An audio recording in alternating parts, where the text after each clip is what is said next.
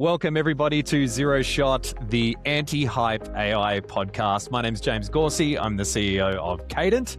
And today, as always, I'm joined by the one and only Llew, the Managing Director of Advancer. Hey, Llew, how's it going? G'day, James. How you doing? And hello to all the listeners. So if you're joining us for the first time, folks, in this show, we try to cut through all the noise because there's a whole lot of AI noise, I think we can agree. And we try to kind of ground the conversation, kind of bring you the message from the front, the technical and the business realities of how AI is starting to transform business and transform organizations. And we want to help you understand the strategic shifts just so that you can anticipate them a little bit, position your organization in ways that give you a little bit of a competitive edge in the conversation. And today is episode 11, and Whoa. we've got, woo, indeed. Whoa. And I think every business owner that I talk to, especially where there's such uncertainty in the economy, they want to know how AI can help them attract and acquire customers. And what we want to do today is break down what's happening in what has traditionally been called search marketing, Llew. What is it called now? What are we going to talk about? Oh, and that's part of the whole conversation, James, isn't it? You know, what is it called? In search marketing and digital marketing, of course, there's always acronyms, SEO, SEM, PPC, and they've been around for, let's call it 20 years now. But there's some new acronyms coming, and it's about generative AI. Super important. It's going to be a great episode. 100%. So whether you're a long-time listener or you've just found us, hopefully today's insights will be great for you if your business depends on being found online. But Llew, we've got another new sponsor today. Would you like to introduce our fantastic and very friendly new sponsor? I would love to, James. Thank you. And thanks to Red Herring Digital. This episode is brought to you by Red Herring Digital, who are based in Melbourne, but look after companies globally and throughout Australia. They're a strategic partner helping brands navigate the era of search. And as AI reshapes how we search, SEO alone is no longer just enough, which we're going to talk about today, right? So they specialize in AEO, GEO, and all the other ever-evolving strategies with SEO to place businesses where it matters most. So move beyond the rankings and into real visibility and lead in an AI-powered search with Red Herring Digital. Thanks, Red Herring.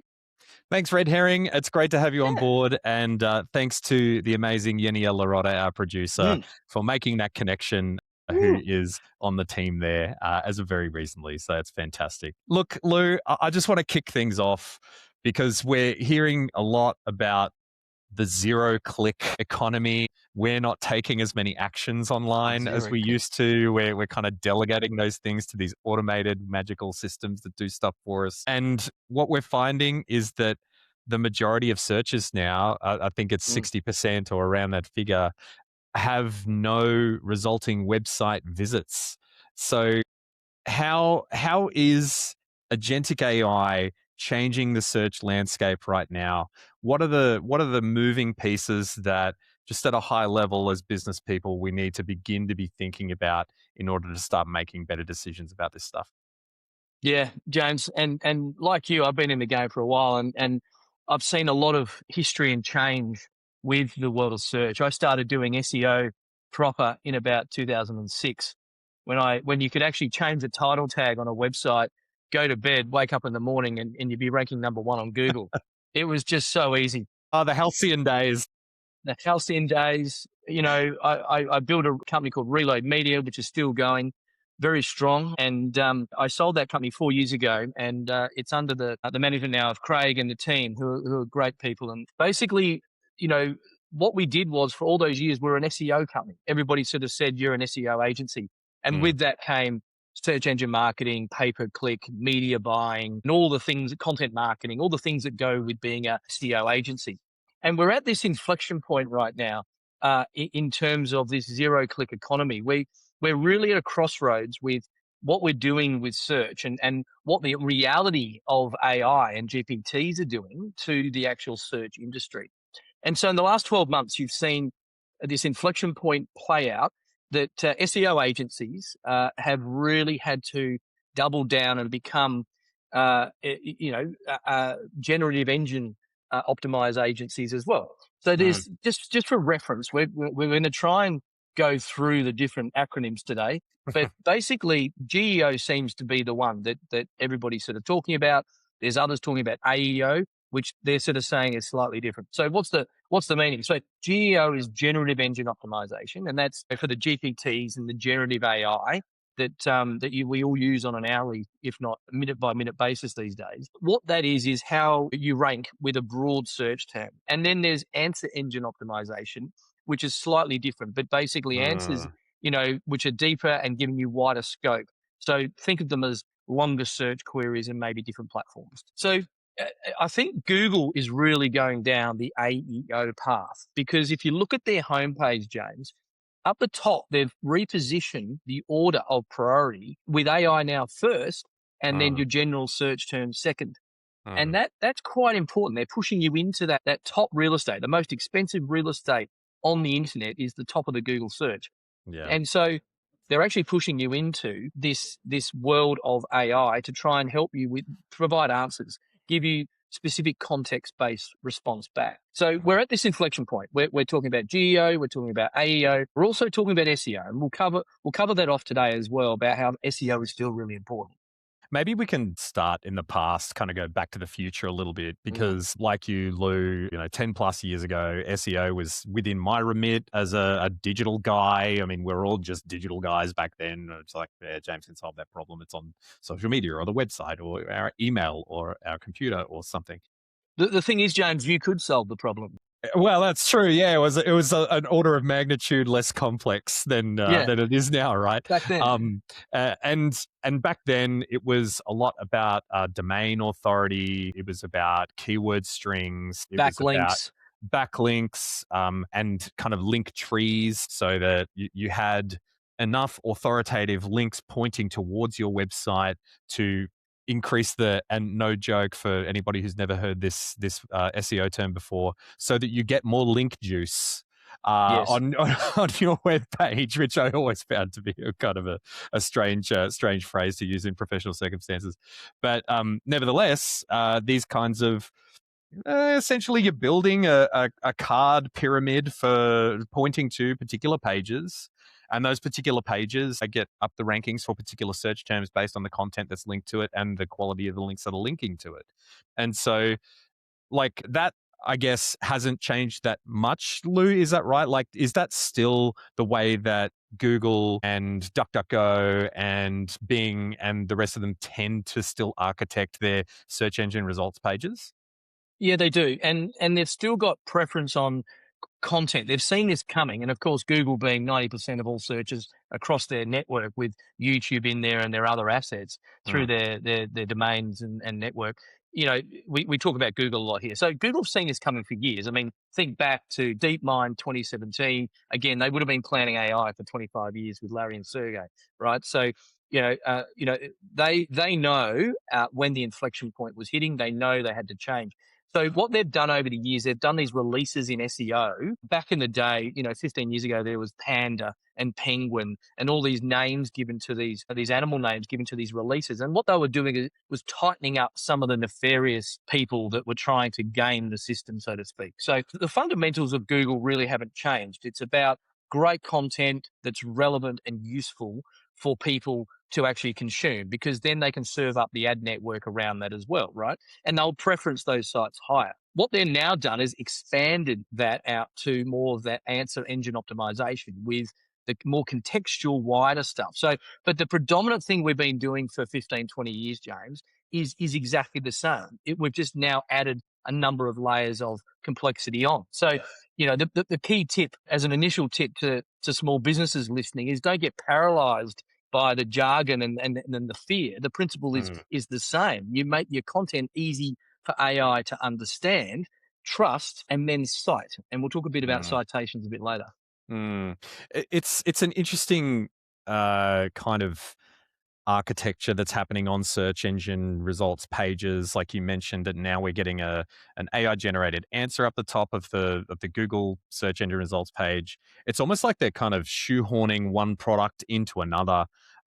Is this kind of, does this represent the death of SEO in some ways, Llew? Like, or is it that like, will SEO become regressive and everything will start to become about like, is this the right answer? And is this search engine giving me a high quality answer as opposed to bringing me good results? Do you understand what I'm trying to say? Yeah, 100%. And I think everybody's trying to answer that point. And, SEO agencies are grappling with this as well. Do we still keep calling it SEO? Do we Mm, optimize for SEO services in the city that you're in? Or do we go after GEO? And do we, metamorphose into like a GEO agency? mm, I think the term SEO will be around for a little bit longer. I don't think we're going mm, to throw the baby out with the bathwater in terms of, removing all of that SEO link juice and all of the goodness that you've built over the years that you mm, talked about.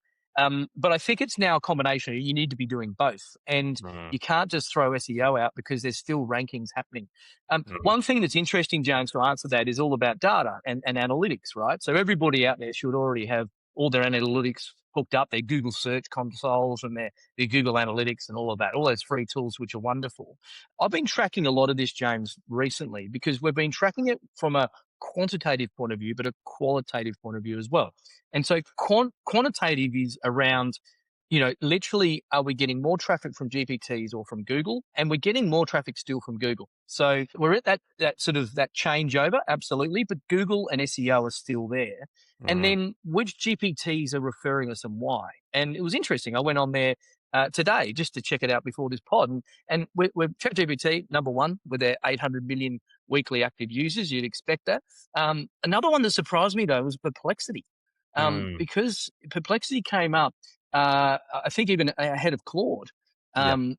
And so it was very interesting to start to break down which GPTs are coming and what's sort of being preferenced for GEO from them. So, but look, to answer your question, SEO is going to be around for a while, and you need to still engage SEO agencies that Mm. do GEO to be able to do this. So it's kind of it's turning into a bit of a fundamental building block in an overarching content and search marketing strategy, as opposed to like, all right, chuck out all the SEO. We don't need to do any of that anymore.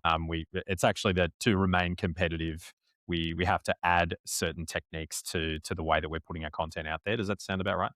Yeah, and it's about user behavior and user intent as well, because some people are like being brought up like myself and yourself on Google search. For the last 25 years, 26 years, we've all been using Google search. We probably use AltaVista, in the late 90s and then moved to Google, and we haven't Showing your changed, age right? there. So, Look, oh yeah, some listeners might remember AltaVista and Ask Jeeves, ask but Jeeves.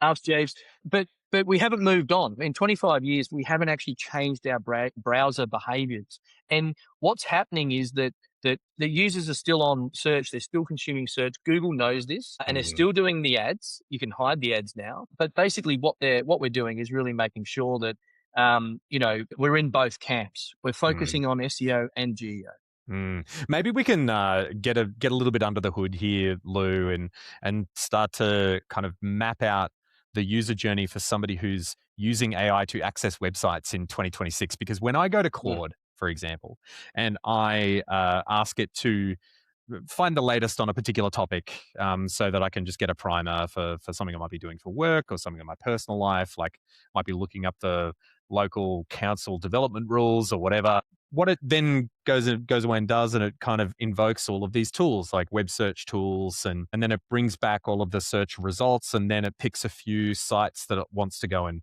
visit, and depending on my settings, it might ask me, okay, is it okay if I go and visit this site? And like I'll say yes, because what could go wrong? And I'll tell you what could go wrong, but that's another part of the discussion. And then it brings back that information and it gets all the context it needs.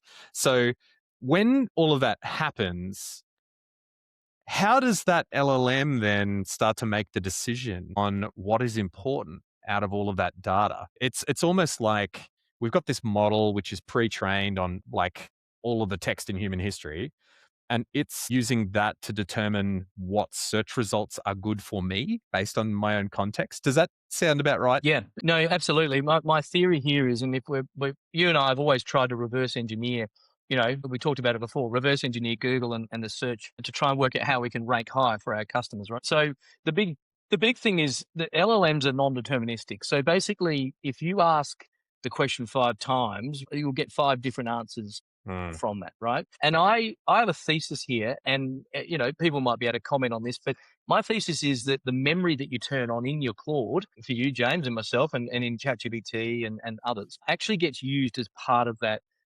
diagnostic to see what contextually we should, the GPT should be serving you back. So that could be very different.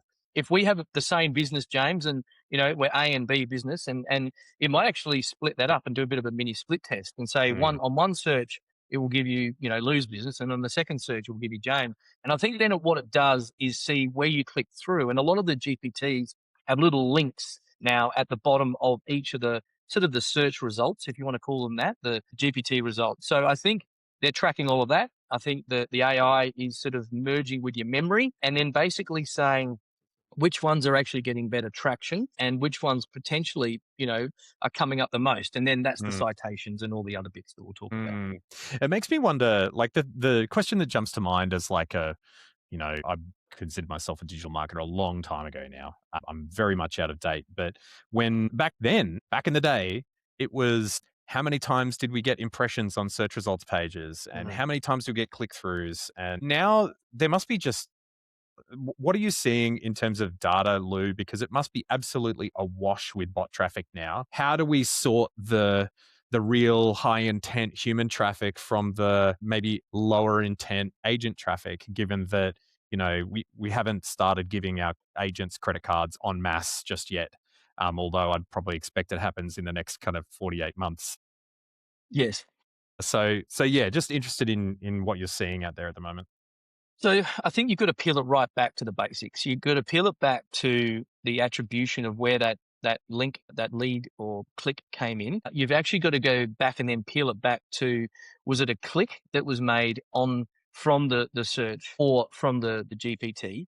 The other thing to look at is absolutely in that list that I talked about, James, there was a very clear case of three things. One was humans, and you could see the search intent by the search terms they use, and they're getting wider and wider, and they're not well publicized, the generative ones. You can't really go through them yet and understand them. Yeah, there's no like established standard for bot traffic yet, but I think Cloudflare is trying to Yes. push a standard for, this is certified bot content and everybody knows it's happening and that's okay, but it makes our kind of attribution a little bit better, our metrics a little bit better. Is that right? And that's their role. Yeah, no, that's their role as the gatekeeper, the gateway to be that filter, right? Yeah. So there's three things. There's one is humans that I'm seeing, and you can see that click. You go, someone did that in Perplexity or ChatGPT or Copilot or whatever it is. So they're quite easy, and they're about 50 to 60%. Then there's the bots that you talk about, which are random weird bot URLs that come out as a URL string, and you go, that's definitely a bot. And then there's ones like SEMrush and other type of analytical tools that are obviously being run by a human to go and do competitor analysis or, do some of those things that your agency might be working with you on and things like that. So we're seeing sort of three distinct areas of traffic coming from the GPTs. So when I'm putting together content for my business, Llew, and we are not great at publicizing ourselves. This is probably the most complicated and complex and sophisticated marketing we've ever done, is doing this podcast, to be frank with you. But I think what comes to mind for me is, how do I now have to change the way that I create my content in order to maximize it being found? Like, are there popular frameworks or ways of thinking around this that increase our likelihood of success or have been proven to kind of get a little bit, like, push the big numbers in the right direction so that we know that we're going okay, because it feels a bit black boxy at the moment? Well, there's two core principles. One is get your house in order from a foundation level. You don't build a house with a poor foundation. So you need to get your assets right. You need to build them in a way that is both SEO friendly and GEO friendly. And what you need to do there is hook up all the right metrics and tracking information. You need the conversion information, all the attribution components. You need all of the tags that you need to do for social media marketing and for analytics and all of those Which is things. a little bit easier to do these days in the advent of, the Lovables of the world and Claude Code and all of the kind of AI coding tools, like doing an accessibility review and a data schema review and stuff. It's all a lot easier than it used to be, isn't it? Absolutely. And you're spot on, James. And I was going to say that what I'd recommend listeners do is actually go to Claude or ChatGPT or Copilot and basically say, use a really good Prompt Cowboy, one of our sponsors. Shout out to the guys. Use a Prompt Cowboy. You're a digital marketing expert prompt.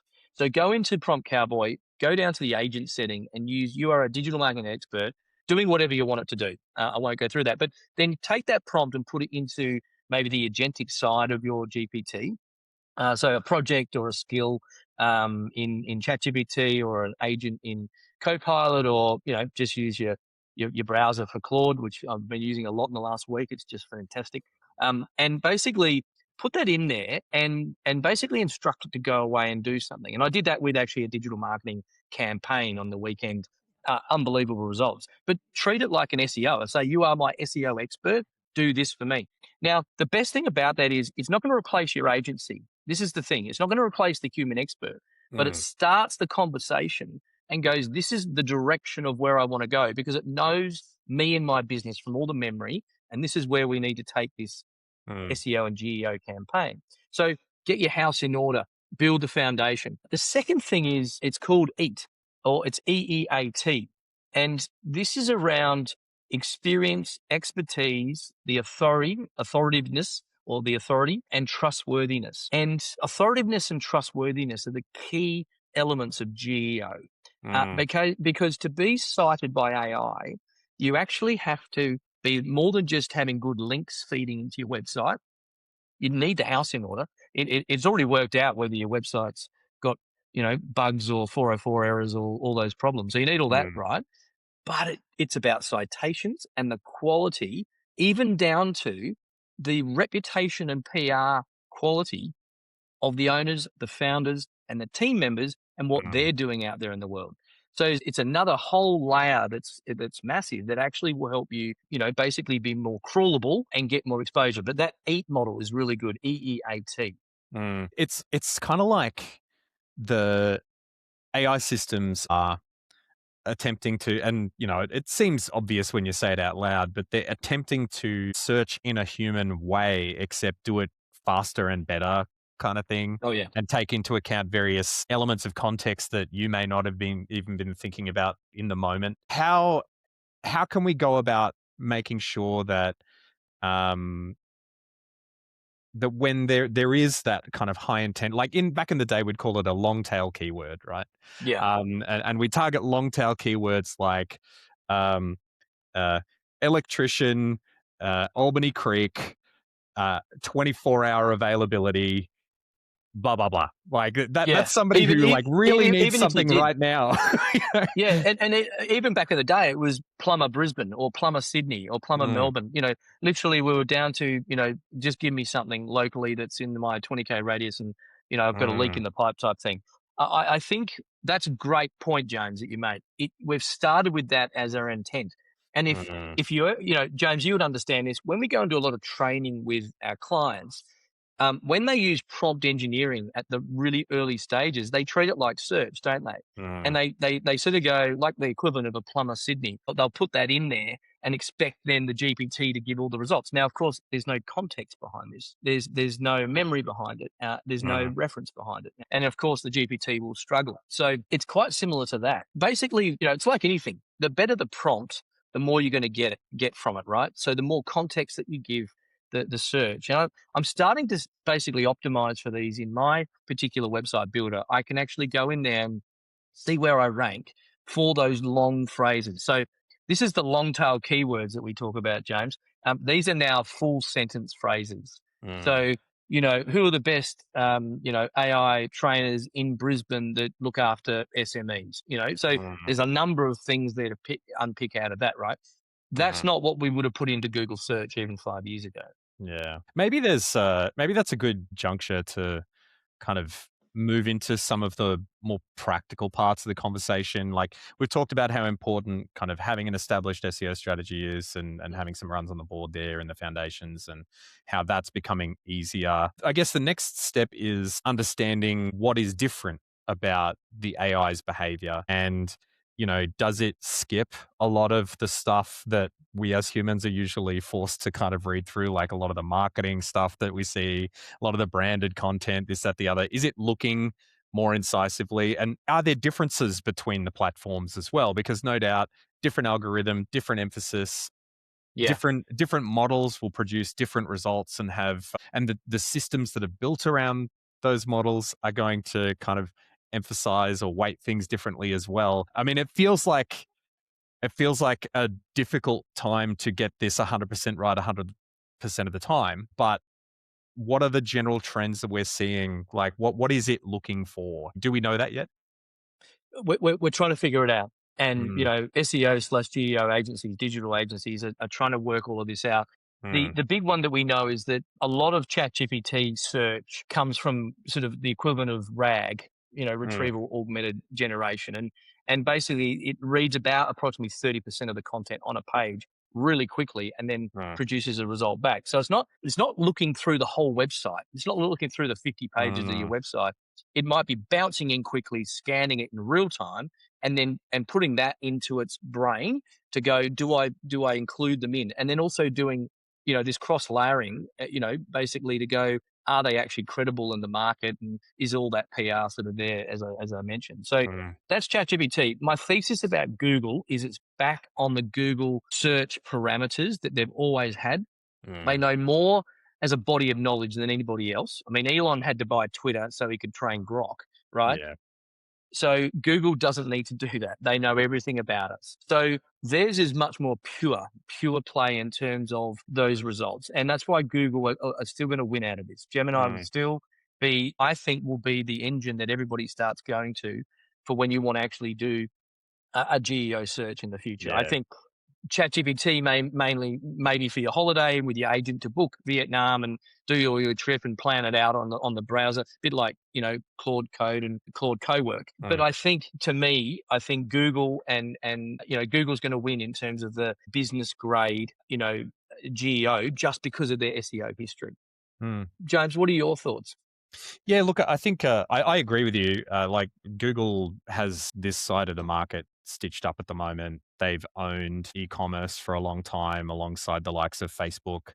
Facebook have started to pull, like, drop behind a little bit in the AI conversation for various reasons that we've already talked about on the podcast and previous episodes. It seems to me that so much of what's going to happen over the next little while is how token efficient these systems can be in order to give the user a satisfactory result. Because Hmm. when I'm talking to people in cloud infrastructure and people in IT hardware and people who are trying to procure these these systems that are good at running AI, they are becoming rarer and rarer, and international supply chains are being more and more disrupted. I think a lot of the chooks are coming home to roost on the economics of this. And I think we will increasingly see those kinds of behaviors, like you just mentioned, where, it's not going to read the whole page. It's going to read like the first 100 characters of it to determine whether or not it's going down the right rabbit hole.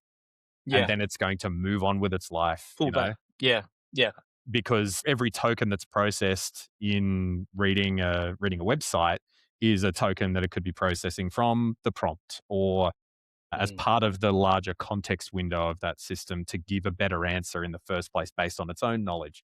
So it's kind of like it's this fascinating multi-dimensional balancing act of, what is the right product design in this situation to give individuals the best possible answers. And that's at the pointy end of the user experience. Like, are we actually going to get better answers at the end of the day by using these systems? Or are we going to be seeing this through a somewhat opaque lens, depending on how the product is designed in the first place? And that's an open question for me. It's a good question. It's a great question. And I think people from a product design level need to interrogate that. I Mm, think, it's on page and off page. I actually mm, think we still need to go back to the fundamentals of search and marketing, and what we're doing here is we're doing a lot of activity on page, but we also have this off page responsibility now as well. And you mm, can't do them in isolation. Just back to your long tail keyword reference, really good pick up there. And we were talking about electrician Brisbane and plumber Brisbane and all that sort of thing. Absolutely. What companies can do is go and build those sort of phrases that they think would be asked that they would actually put into a generative engine to do GEO, into a GPT. Mm, And what they can do is basically go through and say, instead of writing a blog or writing some articles or writing something of relevance, not just AI work slop, we don't want to just do, content for content's sake, but basically write an article about why they would be the best emergency plumber in Brisbane's north side who works on weekends and who works with, certain clients, and things like that. Because that mm. contextual frame is the new long tail keyword. So It's I kind of actually, like an assignment that you've been given in school. How would you answer this question from your business's perspective? It's like, well, we're good for this reason and that reason, and we've done these jobs in the past, and that's why if you're in this region, you should probably give us a call. And like so much of that is semantic meaning. It's not like yeah, structural meaning like it used to be. It's like the systems now have the ability to derive meaning from words, not just make statistical inferences between them. Oh, actually, no, that is literally all they're doing, but they're doing it in a more complicated way. But I won't digress from there, Llew. You were saying, no, I actually think to summarize and close off this part of the segment, mm, AI loves content that mirrors how people actually ask things. And that's probably the key message. Make your website relevant around the content that people are going to ask. And people are getting better and better all the time at asking broader questions. mm. And they're getting, really up to speed with prompting. So And that's all a of a really good. sudden, we're talking about creative concepts like authenticity in our communications and things like that. The stuff that makes us actually unique and different, as opposed to those kind of harder edged commercial conversations that we used to have about, are we on Google yet? Are we on Facebook yet? It's now more about, are we putting who we actually are out there so that these smart systems can work out if this is the right customer for us? It's like a matching It process, isn't it, is. really? And I can say, my thesis as well, James, is that don't become a social media influencer and do a lot of selfies and TikToks and all that sort of thing. Don't think that, the GPTs are going to go behind the firewall, so to speak, and grab your weekend selfies and think that that's the visibility that you need to be able to rank for your business. Mm, That's not the message. The message is trusted, authoritative content that you would actually want to consume yourself. But you're spot on. The authentic human is going to be the winner when they broadcast in the right ways, in the right channels.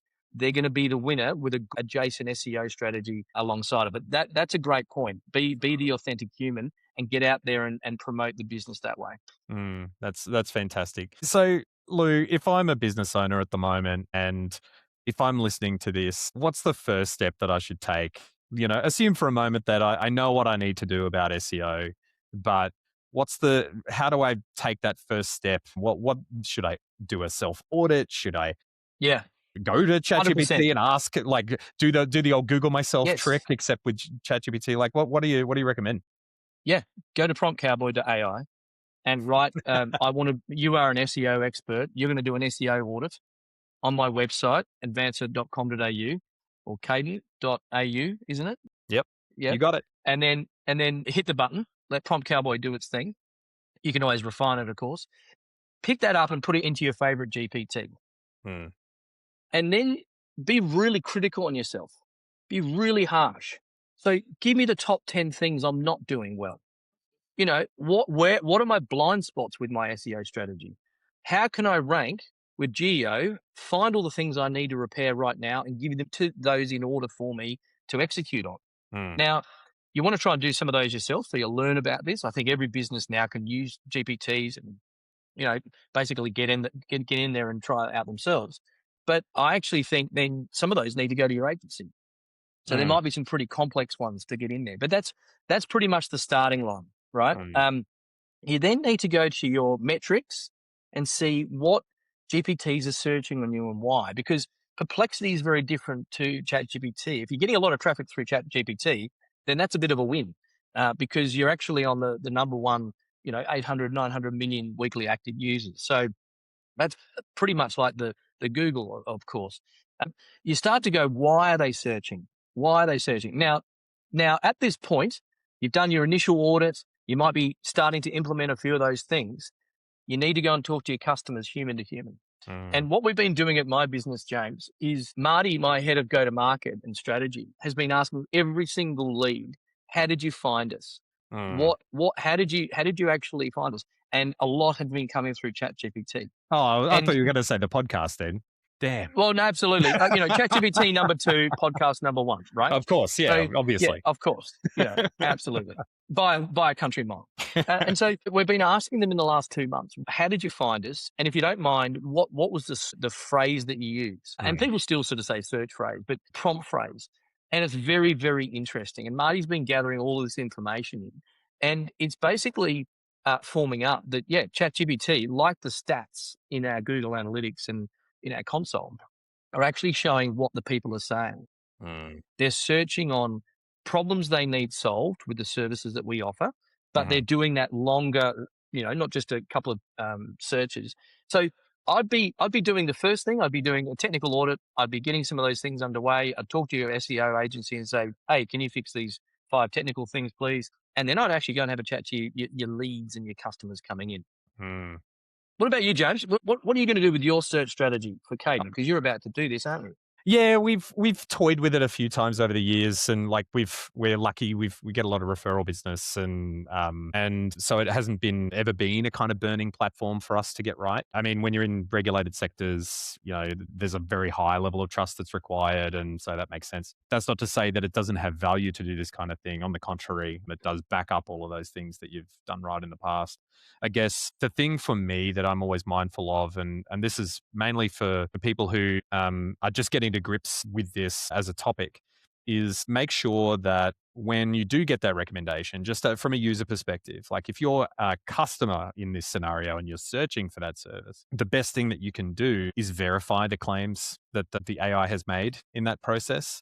Like ask it for the source, go to the source, because there's always kind of the operators with integrity who are doing it the right way, and it's actually they're there on merit. But then in some circumstances, there can be people who have somehow managed to kind of hack the algorithm, which is a real thing. Like they've poisoned the model or what have you, these kind of security terms that we use in AI to preference their business over others. But you go and scratch beneath the surface and you can't find them anywhere, and you don't know what it is. And so I guess that's make sure that you verify the claims that are being made. And if you are of a high intent and you are making a purchasing decision, don't leave it solely up to the AI. Actually do your due diligence and do the couple of extra follow-ups. Make sure the reviews are there. Make sure they're local. Make sure they're not written in another language, even though it's a local business or what have you.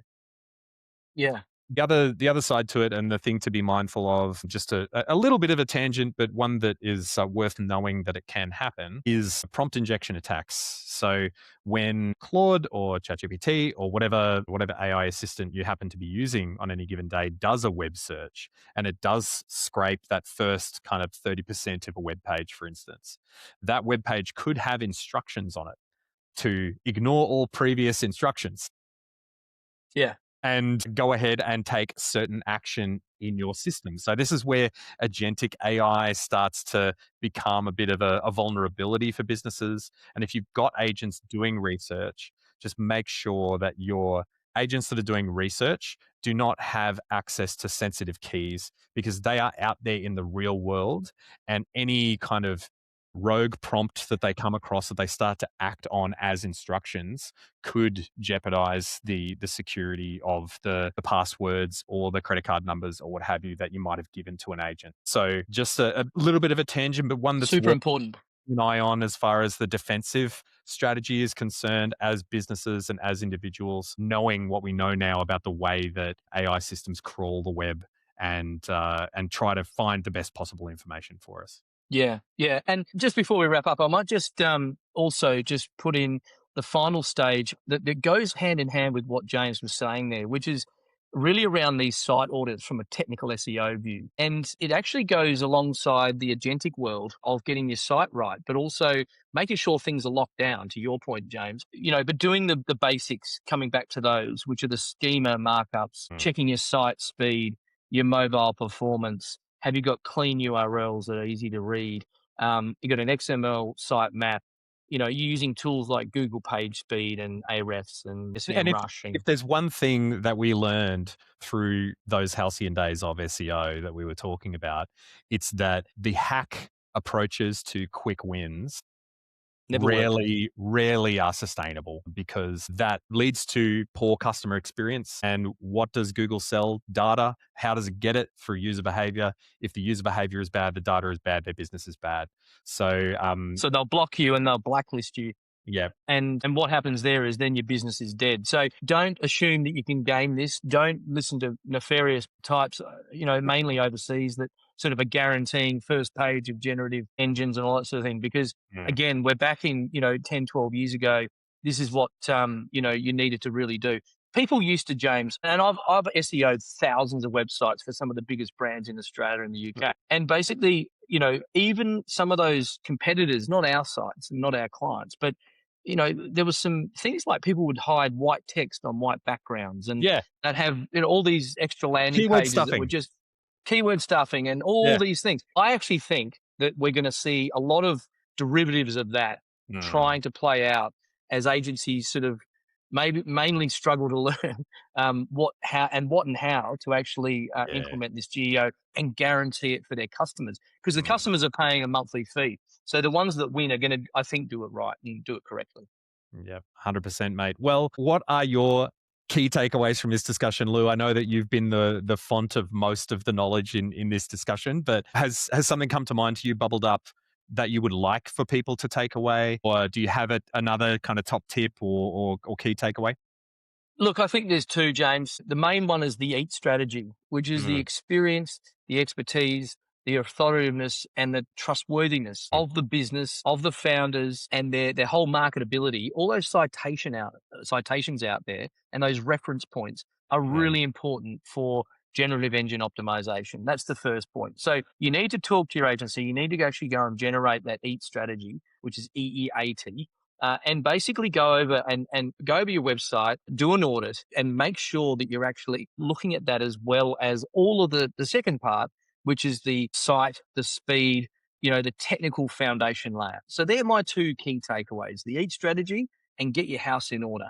What about you, James? I struggle to compete with that, because honestly, I would give people the exact same advice. And I think just getting into that experimentation mode, being brave enough to get, Claude or ChatGPT or Copilot or Gemini to kind of cast the floodlight on your own digital presence and let it give you some recommendations back, and not see that as an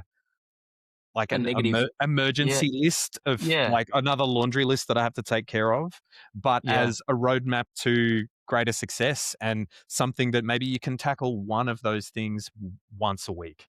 Correct. And Great tip. Not worrying too much you're going to fall behind. The fact that you know that now already puts you ahead of kind of 80-90% of business people in the first place. So if you're thinking about that stuff, you're already ahead of the game. Just take it one step at a time, and don't let your hair get set on fire about it. But don't lose hair. Don't become follically challenged. Digital marketing, that's SEO right there. Folks, this has been a fantastic discussion. And next episode, next episode, we are delighted to have our first guest on the podcast. We're joined by Brett Wiskar. Brett is a friend of both me and Llew from over the years, being in the Southeast Queensland technology community. But he is here to talk to us about the state of AI in the education sector. And Brett is also an invited speaker in a lot of forums where he does work as a futurist and a consultant. And so he's just got a fantastic perspective, and he's going to be able to tell us how technology is fundamentally redefining the way, not just the way that we work, but also the way that people are now learning to do their work as well. So yeah, really happy to have Brett on board for the next episode. Yeah. Very exciting. Do you want to sign us off, Llew? Yeah, I'll sign us off. Let's do it. Thank you for joining Zero Shot. It's been awesome. And I think this is going to be a topic in conversation that comes up again, James. But, I think so.